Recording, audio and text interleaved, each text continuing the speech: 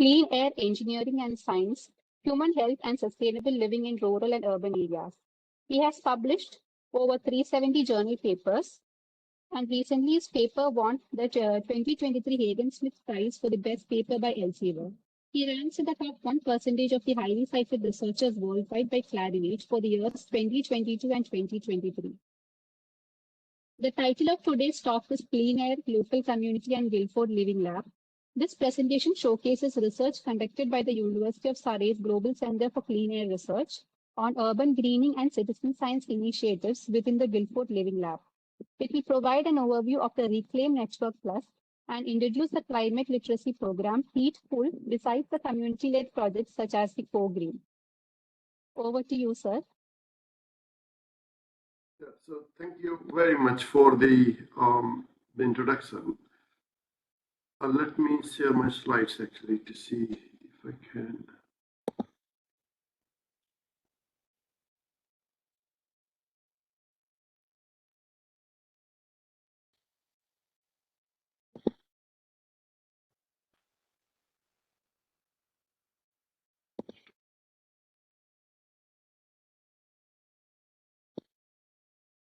Sorry, I'm just trying to find where the.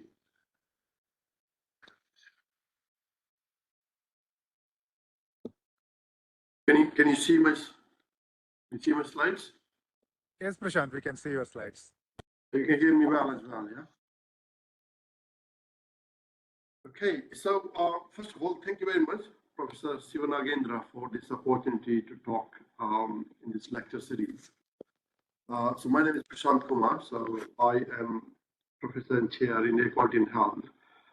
I'm wearing a couple of hats here, so you already had in the introduction, and you can see from the logos as well.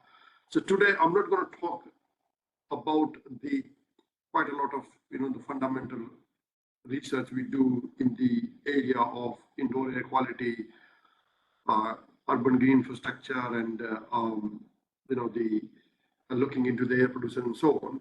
So I will give you a completely different flavor actually, and that flavor relates to one of the activities which I initiated long back as part of a European project called ICESCAPE, where we set up 7 living labs all across the Europe.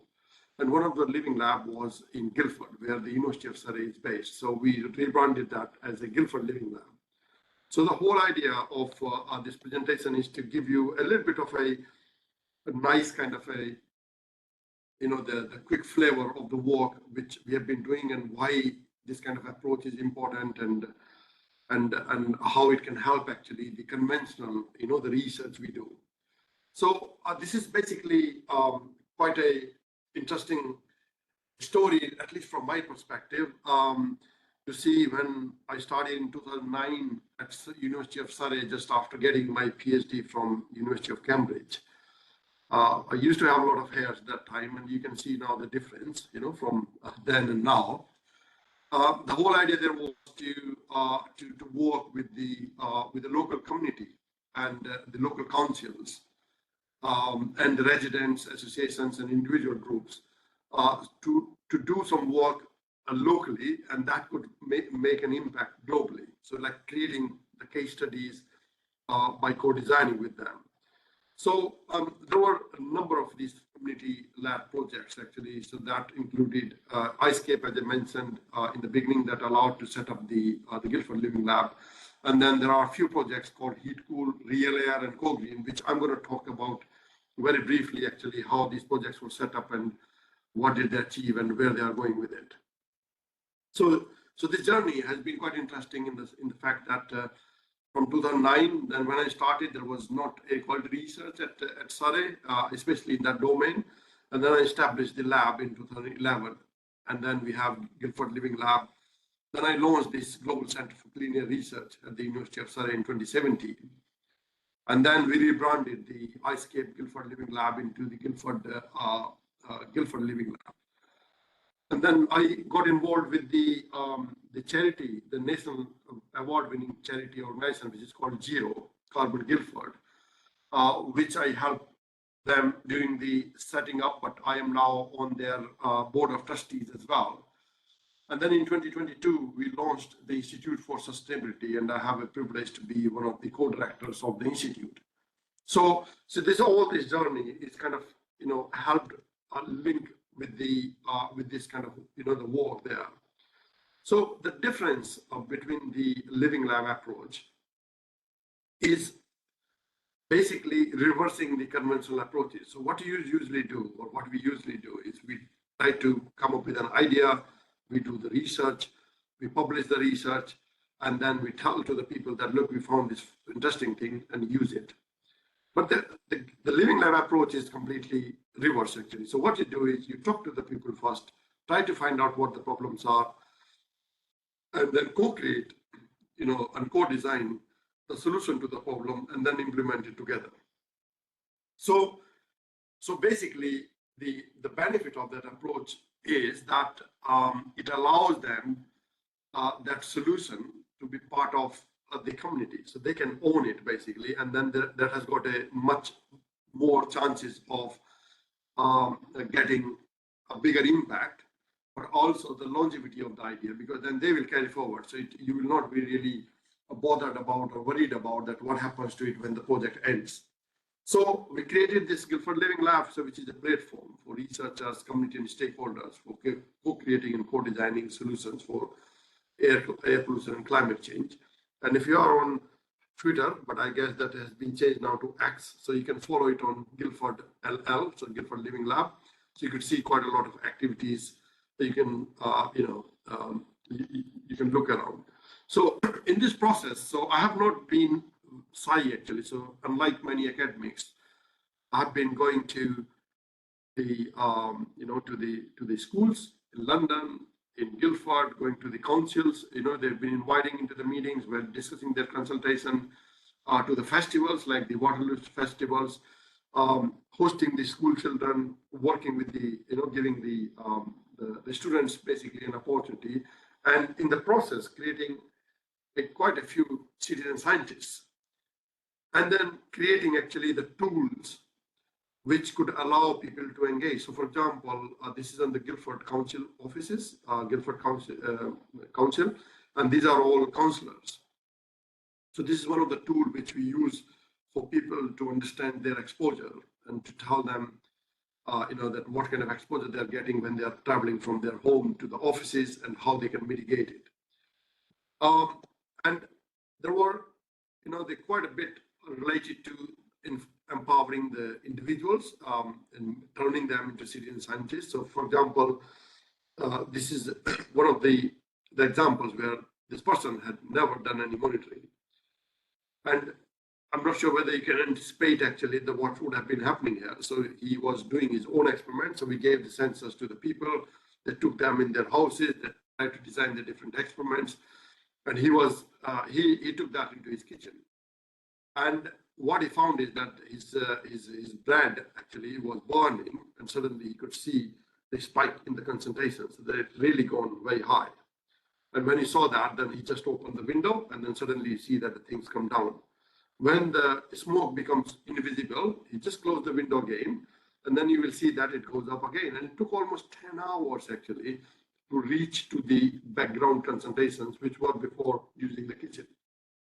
So one of the very interesting insights as a researcher usually is that we miss actually this kind of thing, because we are very interested in getting the data collected and then analyzing it and averaging it and not really going very much into detail of what's happening there. So you could see there that, the things goes down, but then this emissions, they visibly were not there, but they were there basically, and they were start accumulating as soon as the windows were closed. And then it took a while actually to get them, the diluted and dispersed from the things. So you can think of the situation there. So there was another example where somebody wants to know whether I should work in the office floor, or I work in my home, I should work on the ground floor, or I should work on the first floor. And they were trying to do their experiments to understand that. So there were like 15 different kind of case studies, which were, which people created. And we even didn't know a lot of this interesting insight they wanted to have. Like if somebody is living next to a road and they wanted to see when the accident happens or any traffic jam happens, what kind of impact they would have in terms of their exposure to the pollution in their houses. So we documented a lot of these case studies into this paper, so you can read more in detail, into this publication there. And this was quite an interesting, the way of not only empowering people but learning from them and what they see as a problem and what they see actually, some of those the things which usually as a researcher we ignore. But in the process, then what we were also doing is when we were having those, the community driven kind of networks at the events. So this is one of the examples where the people are trying to come up with the solutions for their area, that what kind of green and blue infrastructure they wanted to have. And they are tagging them, those places that this is where we want this is where we want that. Now, the whole idea from this, from these activities was also then, okay, you did all the research, you did all this fantastic thing, and you're telling us to do that. But the fact is that if we want to implement it by ourselves, we don't have any means of doing it. So what we did is then we created quite a few tools and the guidances, and this is one of the examples of the guidances that how you can bring in the green infrastructure for the air pollution abatement in the cities. So, and the whole idea there is that to tell the people that there are certain things which they should do, but there are a lot of things which they should not do. Because once you put a tree, and if it is put in the wrong place, in the wrong, the species and all, they could create much more nuisance rather than getting the benefits. So it's very important to think more holistically in terms of what kind of benefits you will get and what kind of unintended consequences you may have. So the whole idea there is also to present the key take-home recommendations in terms of what type of plants they can use, which plants are more effective in doing certain things than others, and how they can make them, how they can be supported, by making the more kind of holistic decisions there. And then in the process, then we created a tool. So this is HedgeDate. So it's not a dating app. It's a tool actually that allows you to design your own hedges, and it's freely available online. So if you Google HedgeDate and you go onto the tool, and then you can run the tool by putting some simple things, and it will tell you how big your hedge should be, how high it should be, what kind of a species you wanted to add, and which species is going to give you the maximum concentration reduction. It's been quite widely used actually. So this last count I saw was around 45,000. Although this there's some problem with the counter that keep tripping to zero, going back to zero time to time. But the fact is that this allows you to make a very simple decision. You don't need to be an expert or a scientist. What you just need to know is some details, and then you just put it in, and it will tell you that what kind of benefits you can have in terms of air pollution. So give it a go when you have time actually on, on this one. And we are now releasing the new version of it, which will be a little bit more interactive, and there's a lot more interaction, more information in there. So let me give you now a couple of examples of the co-design project. So this is one of the projects which was the done part of the GCARE, and this is a St. Thomas of Canterbury's Catholic Primary School in Guildford. And this is basically, the picture is from the newsletters that came on in September. So the whole idea of this project was that the school and the local resident association, they contacted us and they say, you know what, we got a lot of problem of the parents coming with the cars in the morning, and there is a parents, they are also coming with the young children while they're dropping their children, coming with the buggies, and there is a big problem of the pollution there. And we have tried to tell the parent that don't bring your car and all, but they haven't listened basically. So one of the things we wanted to do is create some evidence base by involving the children in it, so that we can tell them that this is what is happening, and this is what will make an impact if you change certain behaviors, and then bring in the children, and these children could be a very strong ambassadors to the to their parents, and talking about what can be done, and telling their parents not to do certain things what they keep doing. So so what we did is then we designed this study. In this study, the children did the monitoring. So you could see that they are using the sensors. So they are the bespoke sensors we designed. So we designed the study in collaboration with the school and the resident association. Children were doing all the monitoring. The school were responsible for all the monitoring. And we got the data. We worked together on this data. And then we created actually some simple recommendations from this from this project, and that we presented to the resident association as well as to the parents. And then we documented all this process here so that it's replicable. So if, let's say, you are interested in doing something similar, then you could go and you can replicate actually a lot of this stuff which we did in there. So and then one of the biggest kind of outputs of this activity was this guidance. So what we did is then we had some basic information and some research. Then we opened it up for the experts around the world, and we then had created this guidance that includes the 10 generic recommendations and 10 the very targeted recommendations, and that tells you that what a school can do to reduce the exposure to the pollution, what children can do, what the local authorities could do, and that has been gone into 23 countries in 23 over 23 languages, including the Hindi and the Telugu and the Tamil. So CEPHA was taking a lead on the Telugu and the Tamil version, I believe, and they all are available on the surrey.ac.uk/GCARE. If you go under resources, you can find and download any of the versions. They all are freely available. You can have the e-version of it, and please feel free to share with the schools or with the communities, or use some of the recommendations for taking the messages you wanted to possibly put forward to the relevant people there. So it's available in all sort of different languages, and this is all done by the partners. So this is we created the main English version, and then we worked with the partners to release in different countries, including India, Bangladesh, China, and number of countries in Africa and Middle East, and in Europe, especially looking at the Greece and Cyprus and and Brazil and so on. So yeah, I mean, this is really an example of what you could do locally to create a powerful case study, and then you can turn that into something bigger and global.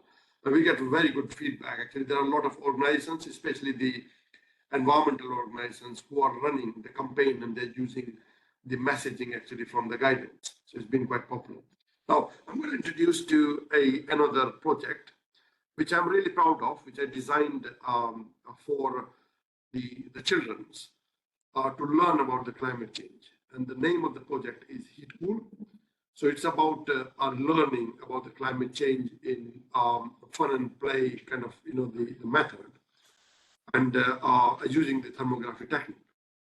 So the whole idea of this program is that how we can teach, or how we can empower children to understand the impact of the climate change, but not putting them into the classroom or doing things, in a traditional way, rather having it in a very fun, conventional way there. So we had this setup, and then there are different phases of the program. I mean, there are two ways of doing that. The one is that you just go let the children have fun, finish it, and come back and then repeat it. The problem with that approach is that, being researchers, we do not have that kind of luxury of sending or spending the resources, which is in terms of our team members, to just do the things and don't get any outcome. So one of the things you want is you want some outcome so that you can justify basically your time as well while helping others. So there are three phases of the program. So the one is the preparation phase, where we have the quizzes. So what they do is the children do the surprise quiz. It's just again in a fun way. So it's not a very complicated quiz, just to try to test actually what is their baseline understanding of the climate change. Then there are activities. So the children take part in the activities which we design, and we don't do anything. It's done by the school. So they're on that. We just oversee them in case if there is a problem with the equipment or there's a problem with anything. So we just we just sort that out. And then they take another the quiz towards the end of the session. So the sessions could run over weeks, or they could be longer sessions, so depending on the availability of the children. And then you could also then see from the quizzes that what kind of impact that program might have made in there. So once you have that, those things in there, then you could, we give them the certificates for the Heat Cool Master or Heat Cool Champion. And I think this program has been very successfully delivered in around 10 schools, involving around 150 or 200 children. I don't remember the number exactly. And one of the key findings of the program was that over 80% of the children who participated in the program, their understanding about the climate change increased. A lot of time, the major challenge you have is that you do certain things, but you do not have the evidence base. You do not know actually how much impact it have made. So the most difficult part for us was that how do we measure the impact? So what we did also is that when they take the images, we developed a methodology to kind of to test actually that the children's excitement towards the particular object. So we classify those objects into different the different categories, like the outdoors, indoors, green infrastructure, trees, and so on. And then we could see from the number of images they're taking what kind of excitement is there. Then we launched the program on a clean air day. So we have a clean air day, a car-free day, sorry, in Guildford every year. And then we tested it with the children, we tested it with the adults, tried to see what they do before we really implemented it in the schools. This was at the very beginning. And there were lots of different type of people. So some of the team members there, but on the second, the picture, you see my image, it's the local MP. So she's Angela Richardson. So she's an MP from the Conservatives. And she spent a lot of time actually talking and, learning about the process. And she was quite excited about it. And then you can see a lot of parents who are quite interested in the program. And then you can see there are two children there. By the way, they are mine actually. So that's what I'm using their faces to show there. And they were really excited. There were lots of children came along, and we take the feedback in terms of what works, what doesn't work, and then try to kind of trying to tweak actually the programs,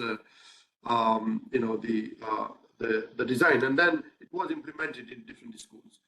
You could see the excitement and the things they were doing actually. So it was not about forcing them to do certain things. It was to understand the fundamentals, to understand the basics.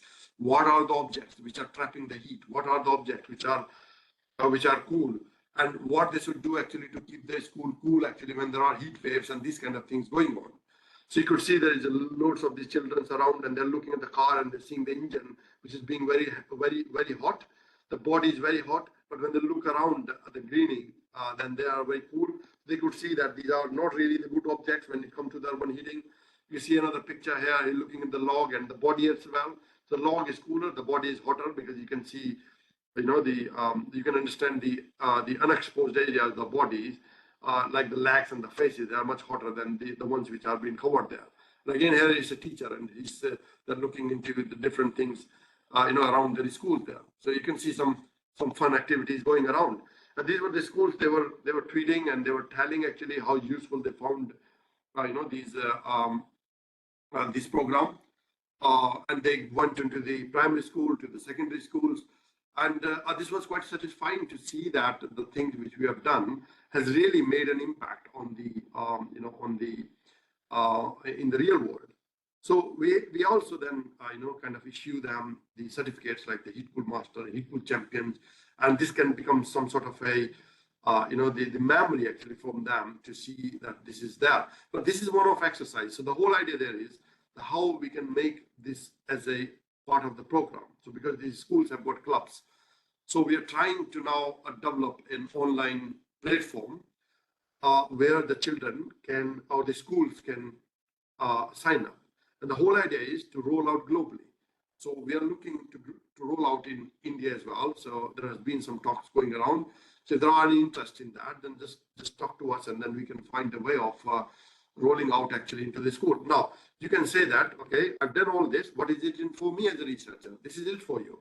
We published this paper in one of the top ranked journals, Renewable and Sustainable Energy Reviews, if you remember that. It's a very unconventional paper. I don't write these kind of papers there, and it was a very difficult one for us to, write as well, because as an engineer and then a hardcore kind of air pollution climate scientist, it's very difficult to come up with the methodology and these approaches. But we wrote it, and we made some really significant, the discovery in some of the areas to reinvent the wheel in terms of how do we look at the climate change literacy from the engineering perspective, and how we can demonstrate its impact in there. So, and we always do the collaboration with the colleagues. Like there was one of the colleagues is the urban heat, the expert. The other one is having expertise in the education domain, and a lot of them are my team members there. So another thing which came out from this program was that there was a lot of interest from adults. So then what we did is we launched the adult version of the program. Now the problem of the differences were that with this course you could run the sessions with them. So it could be a couple of sessions, it could be for a couple of days. But with the adults, you do not have a lot of time. So you can't really take a lot of time from them. So we have to squeeze everything in 2 hours. So we designed a short kind of version of the thing for adults. And that was a big hit actually. That was running last summer. And in the process, we also introduced actually the time where people are looking into their images, they're discussing images, and they are then finding out the best image actually what they have taken. So these were the 4 groups we had: climate challengers, climate titans, climate protectors, and climate warriors. And they selected their best images. So this is their best winning images actually from the program. And then we did a poll actually to find the overall kind of a winning image as well. And that was done in collaboration with the Zero Carbon Guildford, and they took all this, the lead on doing all this process there. But one of the very interesting things from this program came in. So there was recently a new regeneration of an area in city center, and people went there. And they saw that there was not even a single tree actually, and it was all hot on that day. It was all burning. And the thing they see, which is using the concrete and the metal, was very hot. The part which was built with the wood actually was much cooler. And one of the emphasis from them was to raise it with the councils to bring it more greenery to that area. The another very interesting thing we saw from the process was that one of the groups actually that went to the city center, and they saw the shops. And the shops having the air conditioners running, and their doors were open, and they can clearly see the draft of cold air coming out. And the point they were making was that, look, this is really not very good actually to kind of waste the energy which is being escaping from the shops to the street. And it's not going to make a huge difference to the street, because the street has got a big volume, but it's going to take a lot more energy consumption in that shop. And then you can think of several of these kind of shops there. So there were a lot of learning actually which came through this process. And this was the group actually which participated in the adult version. And now we are now ready to run a few more sessions actually during the summer with adults, and then try to kind of capture all this thinking and put it into some sort of a publication there.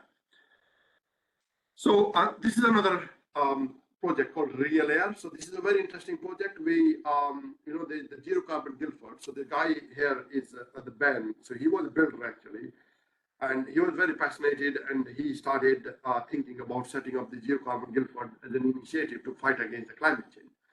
He came to me in the very beginning, and I was no idea where will this go, but I thought that it's a great idea, and I supported them. So this is how it looks like. And then we launched actually the program there. And then one of the ideas they had is, let's say we wanted to have a real-time air pollution display system. So most of the air pollution display you see all around the world is usually either based on a modeling outputs or somewhere, or they are predicted in one way or another. But it was not really real.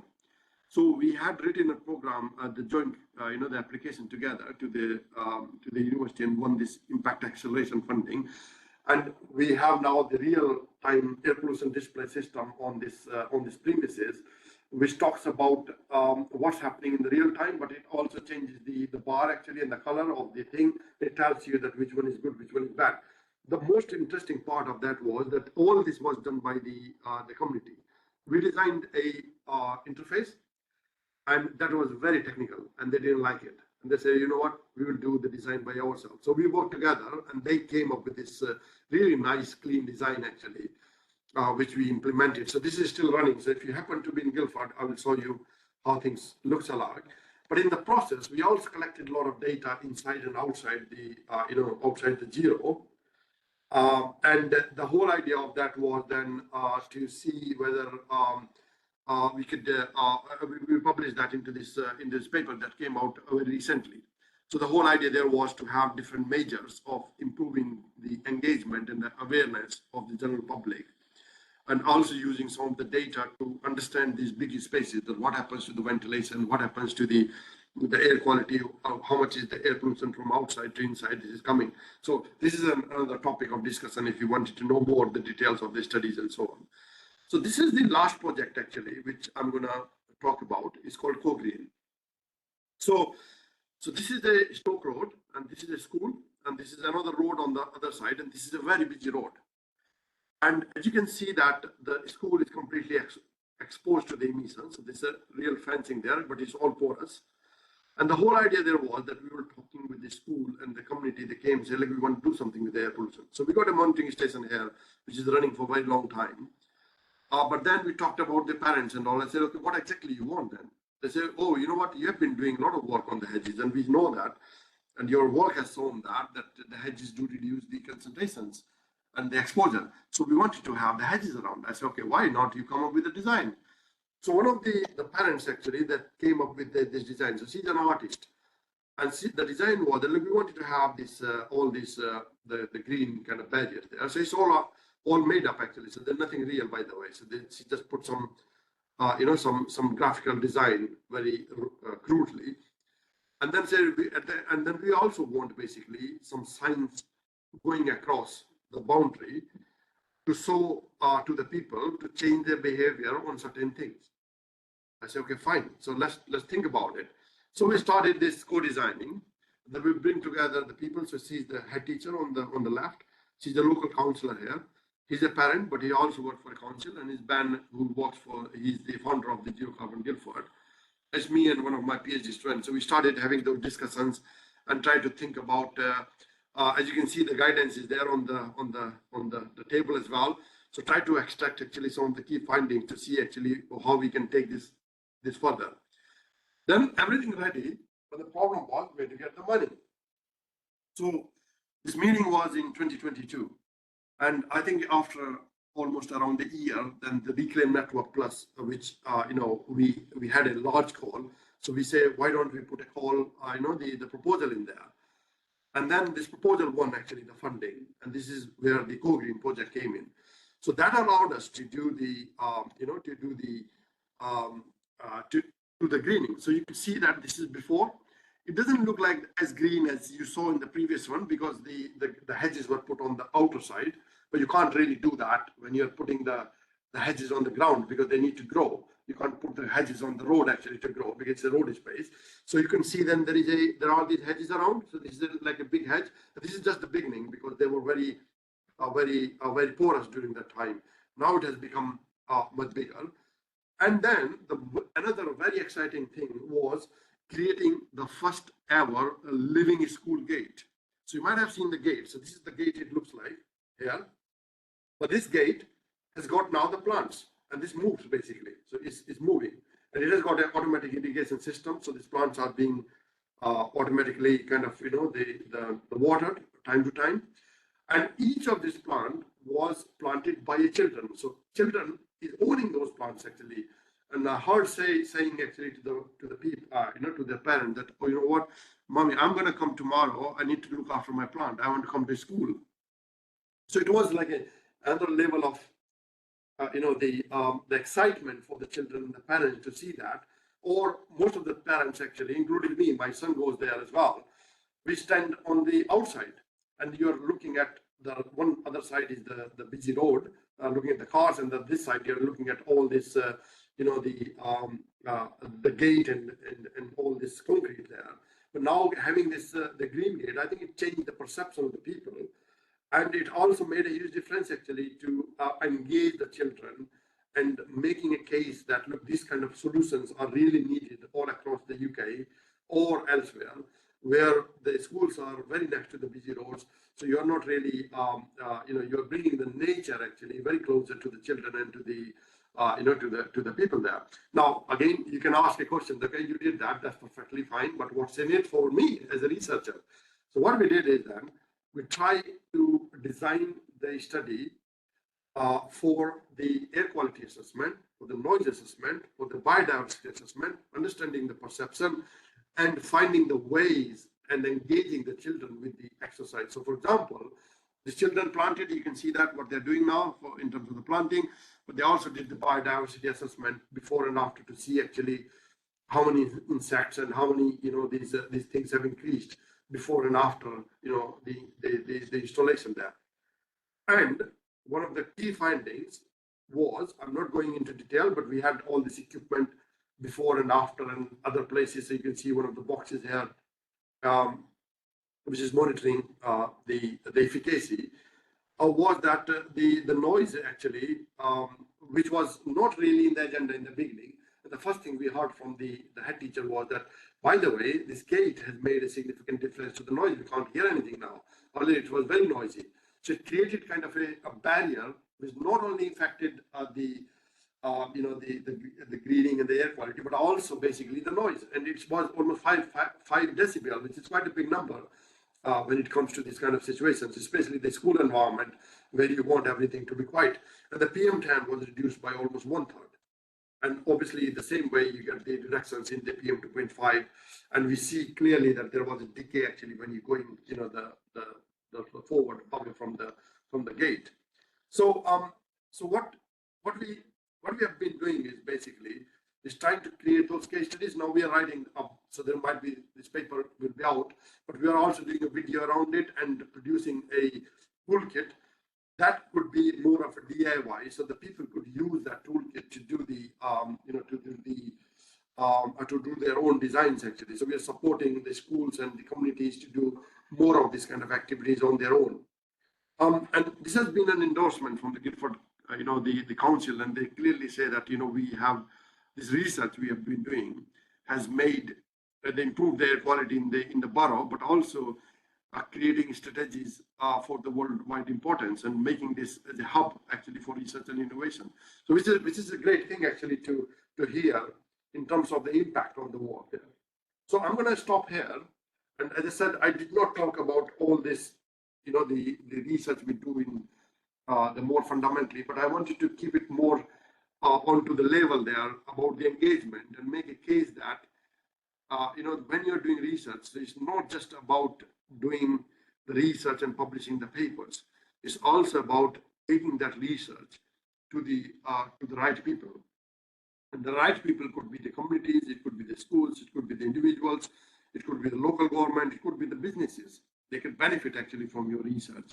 So if you start thinking along those lines, then with the same sort of efforts you are putting in terms of getting your research done, you could have a lot more impact of it. Although it requires a lot of personal commitment and the time, and sometimes you don't know what you will be getting at the end of it. But don't forget one thing, that any research you are doing is subsidized by the public money. So the expectation is also that you do something actually which benefit the society and the environment, and that could possibly offer an opportunity here. So I'll be very open actually to have any collaborations and any interactions or anything in this particular area. And I will stop here. Hey, Prashant, thank you very much. It's wonderful talk, and you give actual practical applications of the many research which your group has carried out. Maybe we'll just look at to ask any of you have a questions, please type your questions on the chat box where Prashant can see, or I can also look at it and tell the questions. Prashant, this is just would like to know, this is a lot of emphasis for community engagement, but it is missing in many of the developed countries. So what do you think, like, how do we still, there is a lot of research goes with source apportionment, modeling, and I mean, you are now looking at in terms of how to implement it and improve the air quality. So what is your views on this? Particularly, how do we get community engagement, more participation in countries like developing countries, including Asian countries? Yeah, I think it's a very good question. And to me, I think sometimes, or most of the time, I think it's driven by the preferences. What's your preference? Right? So when we're doing research, the first preference for us is, oh, can we get a paper out? Right? Or can we get a patent actually? So we can make some, some business out of it, which is perfect actually, which is fine. So I'm not against that. The problem is that most of the work I have shown you, none of them has been funded as such in the sense that they did not fund actually that, oh, you go and engage with the community and do this. Because still we got this problem in the developed world as well, that they do not fund actually this kind of engagement activities there. So the opportunity you get is to do that on the back of your existing projects. So try to add a component in the projects and to do that. But it also depends on individuals. So for me, I feel like the charity starts from home, right? This is what the saying is. So the fact is that if I can afford actually to spend time and engage the community and create those case studies and take those case studies forward and share with the people, then you could be the person actually who could trigger actually this activity, let's say in India. So look, this is a fantastic job we are doing. Why don't you try these kind of things in your local communities? Why don't you work with the local communities?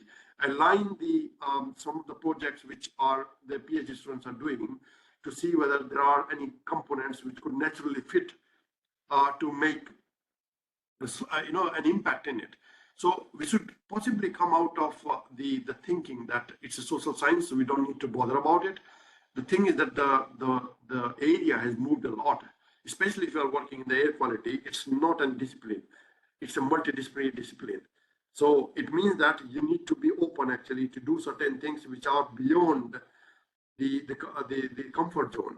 So it's not, I mean, in the UK it happens a lot, in Europe it happens a lot, but these are done quite systematically by some of the projects or some of the research groups. The European Union has funded a lot of projects on the community engagement, like the ISCAPE I was talking about, and this was the trigger actually for us to start with.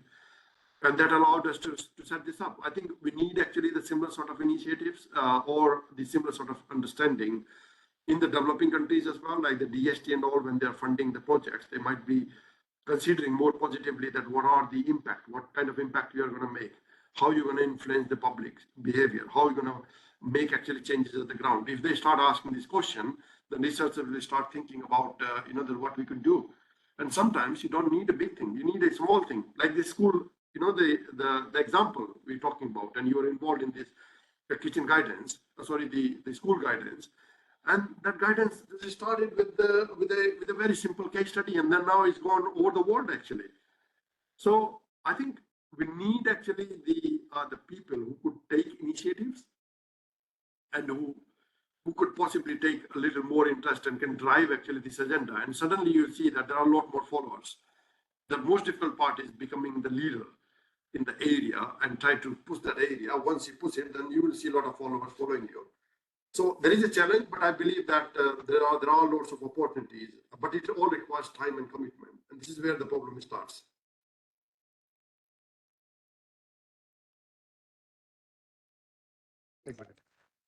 Prashant, can you just check anybody has asked questions in the WhatsApp, in the chat box? Where can I find the chat box here? I don't. Okay, I can see that here. Yes, so there are a couple of questions here. So there is a question from Somik Mitra regarding the co-green initiative. What kind of plant species were selected for the hedges? Did the different species of plant have any effect on the noise and air quality improvement? Yes, so we got two different arrangements here. The one is the hedges. So hedging, we are using the ivy, the type of plant. So ivy is very robust in terms of surviving. So it doesn't require a lot of watering. It doesn't require a lot of management. The maintenance. So and it's easy to kind of the grow. So that was one of the criteria there. But there are different type of plants as well. So you could have the combination of them, and that's more preferable in a way because you might want to bring the biodiversity. But in this particular case, we just stuck with the ivy. On the gate, we had an opportunity there. So there are like almost 10, 15 different type of plants there on the gate. So there are 200 plants on the gate. And so we had an opportunity to bring in different ones. So some of them are just look very beautiful by seeing it, but a lot of them, they are also giving flowers. So you can see little wildflowers in there. And the whole idea there was that they should also be robust enough actually to sustain the conditions. So in the winter, usually they go pretty dry, and you need the proper care. But they came back again. Now it's been a year now, and the winter is past, and this picture, the gate looks amazing. It's still amazing actually there. So yeah, I mean, this is the plant selection is a good point there, and you should consider that when we are looking into it. But at the same time, it's also being practical. What could be done, what can't be done. The Ashwin, she asking, the question is about the selection of plant species. India has a wide variety of native plants. Some are invasive in certain regions. How comprehensive assess the effectiveness of plant species for different applications? Should we extensively compare all the species? It's a very good point again. We have published a paper where we had around 200 species documented in there, and one of the things you might want to consider is that what are the traits? So traits in the sense that what is the air pollution abatement potential of a species, what is the maintenance levels they require, what are the pollen emissions, because they could produce pollens as well. So some of them could be really destructive. The another one could also be the VOC emissions, the biogenic volatile organic compounds. So they should not be emitting them in abundance. Like let's say the eucalyptus, for example, you know that they take a lot of water and they produce a lot of the BVOCs there. So there are certain type of species could be there, and some of them can be toxic as well, obviously. So, and some of them could grow very fast and very quickly and make like a bigger, the roots and all, and then they can really make things worse. So this is why, I talked about the holistic assessment. So the key there is not to really, to think more holistically in terms of the benefits, but also the disbenefit they can bring, and then make a choice on the selection. And obviously, you should always want to go for the native species because they will be the ones which can survive better in that particular environment. SK Tyagi, Dr. SK Tyagi has asked how much cooperation you received from the school authorities and if they have some funding for such community science project or any third-party sponsor. That's a very good point, actually. So the schools, there are two problems. The one is, first of all, to engage them. Because the teachers here, especially in the UK, they are overburdened with the work they do, and they work seriously in the state schools. They do really hard work. So getting their time is very, very difficult actually. And the school get the money from the support from the center, and the support does not come or does not involve. So they do not have the money, to be very straight here. But what it does is that these schools get a little bit of charity funding or charity support from the parents and other places. So for example, in this particular case, they had a couple of £100 which they used actually for buying the plants for contributing to this the Green Gate. There are third parties, like they could be like the businesses and the organizations, and they wanted to sponsor it. And this is where you need to find the way. For us, it was difficult. I could not find the money. The only way we could do that in the end was to apply for this research grant and use it as an intervention. And this way we could install it, and the school can have it after that. So we got the data. School can have it now. They are enjoying the benefits of it. We are enjoying basically the data and the things we get, and we are proud of what we did together. So I think we need to be a little bit inventive here, so that it becomes more like a the collaborative project where everyone is winning. And this is where a little bit of innovation is needed in thinking. Otherwise, the problem would be that if let's say you find a sponsor, and I know that what happens in countries like India, like somebody wants to sponsor it, and what will they do is they will put a bigger gate, a bigger signboard, then the real intervention there that this work has been done by them. So they're more interested basically in getting the PR actually for themselves rather than emphasizing the real work there. So I think, but I can also see that there is a lot of opportunities in countries like India, where you could talk to the people who are genuinely interested in, talk to the schools that we want you to do something together, and we want you to own this, and we want you to engage actually the children in the process. So I think there are a lot more opportunities in India than here, because here I think we are very restricted with a lot of regulations, like we need to go for the ethical approvals, and we can't really deal with the children directly. So a lot of the stuff which I have shown, we never dealt with children directly. They were dealt through the school, and we were only overseeing the process or helping them wherever they needed. We did some project on climate change. So again, Dr. S.K. Tyagi, awareness in few schools in Delhi, how we jointly work with any UK agency, University Forward to More in community engagement projects in Delhi NCR. That's a very good question. This is exactly the same thing I said in the end. If you like any of the projects which I was talking about, let's collaborate and let's work together. And let's try to implement that in different schools. So for example, the HIT School is a program which we wanted to really get it in each and every school in the UK and in India. So this could be something that we could talk, and if there are opportunities to work with the local government, with the schools, and together, then we could roll out the program in the schools. I mean, at the end of the day, it's just helping them, the children, to learn and understand about it, but also becoming the ambassadors for the climate change. We are shouting, we are saying every day, oh, climate change is happening, we need to do something. But the fact is that this is going to make the biggest difference.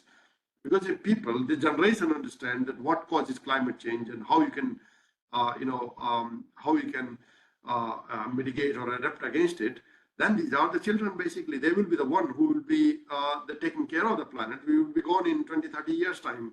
So this is the new generation. So we need to prepare that generation. And this is a fantastic opportunity to do something along those lines, and we could do something together. So I will be very open, actually, for the collaboration, and we can look into it. We can work together. Yeah, Prashant, it's a wonderful, views you have expressed, and you throw some lights on what should be the focus. I'm just trying to look at it because since you have a vast experience and worked in various projects, you know that monitoring, now there are sensors are there, source apportionment still continuing, modeling is going on. And now this community engagement is coming up. So what do you think that climate change is still, it is not to be addressed because the climate scale and also the public involvement in air pollution contribution. So it's both of them are a large scale. And how do we address this? And what is the way forward? Like what do you think that because there are many research scholars, they are attending properly. They're also looking for kind of your advice and your views on a way forward for the air quality research. Yeah, so I think your question itself had an answer to an extent in it. You said that the sensors, the community engagement is happening, but there's not enough on the climate change. This is the problem, because we are seeing these as separate components. Ideally, these are the enablers to adapt against the climate change. So you wanted to use sensor. Why you want to use the sensor? We wanted to use the sensor to get the data that can inform some, the knowledge and the guidance on let's say, abating some of the impact of the climate change. So, for example, we use a sensor network in Guildford, which is running for 2 years, and the whole idea of the sensor network is to improve the implementation of the nature-based solutions and mitigate the urban overheating impact. So there is a purpose. So if you give the purpose to the public engagement the same way, that the focus of the public engagement is about the climate adaptation or the climate change mitigation or air pollution mitigation, whatever it is, then it means that it is very well aligned. So what we need to do is we need to marry them together, the fact, what I'm seeing is that the individuals are interested in an agenda, is know that there is a source apportionment agenda is completely taken over. Of a lot of it is because of some of the studies coming through, and they're being pushed through the social media and the newspapers and so on. But the fact is that is completely useless actually if you do not make the meaningful use of the findings to make an impact on the ground level. Look, we know broadly what's happening in terms of what are the pollutant emitters and what are the climate forces in the environment, right? So we know the vehicles are there, industries are there. So we know up to an extent. We also know through the study that what are their contributions there. The question here is that I would like to see actually, you find out, okay, in real time, I know that what the sources are, what are you going to do with that? What kind of measures you have designed actually to make the mitigation against it? And this is where we wanted to think about. So I think for me, still it's a very top-down approach, what you're explaining, that having the community engagement, having the sensors, having this kind of things. Rather, we need to have a bottom-up approach in the sense that, okay, this is an issue, we want to sort this issue. For sorting this issue, we require a community engagement, and that will take place in this way. We require sensors that will work in that way, and we require this particular approach, which is more holistic in nature. And then you will see that the same efforts will make a much bigger and much greater impact. Thank you, Prashant. Thank you for a wonderful talk, and you have given a lot of ideas for the young researcher also to look at it. How do we connect the air quality to the community engagement? And on behalf of IIT Madras and Department of Civil Engineering, we thank you for delivering this talk. Before we close, I would like to just ask everybody to start your camera so that we'll have one snapshot with Professor Prashant. Please open your video. It allows to see the people faces as well, yeah, hidden on the back of the screens. So if everybody is open, I'm not able to see everybody's. Summary yet to start, sir. Okay, just resend remind. Okay, please, all of you, just start your video.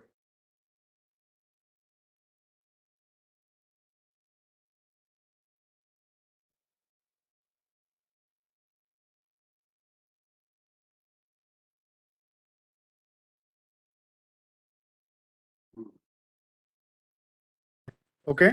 Shall I take now, sir? Yeah, you can take. Taken, sir. Thank you. Thank you, Prashant, and we look forward. If you are planning to come, please consider to visit IIT Madras. And anyway, Sure, I would like you to come there.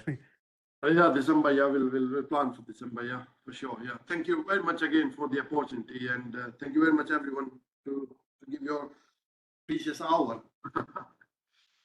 Yeah, thank you all for joining the Air Quality Management lecture series, and look forward to you for the next month lecture. Thank you very much. Bye-bye, Prashant. Yeah. Bye.